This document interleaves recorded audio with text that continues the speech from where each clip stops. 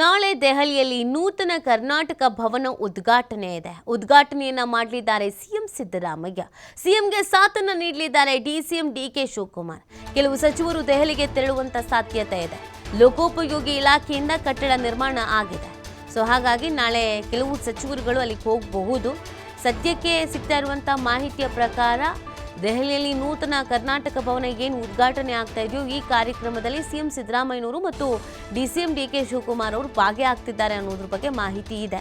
ಇನ್ನುಳಿದಂತೆ ಯಾವ್ಯಾವ ಸಚಿವರು ಹೋಗ್ತಾರೆ, ಯಾರಿಗೆಲ್ಲ ಆಹ್ವಾನ ಇದೆ, ಇದ್ರ ಬಗ್ಗೆ ಇನ್ನೂ ಮಾಹಿತಿ ಸಿಕ್ಕಿಲ್ಲ. ಕೆಲವು ಸಚಿವರು ದೆಹಲಿಗೆ ಹೋಗುವಂತ ಸಾಧ್ಯತೆಗಳಿಗಿದೆ ಅನ್ನೋದ್ರ ಬಗ್ಗೆ ಸದ್ಯಕ್ಕೆ ಮಾಹಿತಿ ಇದೆ.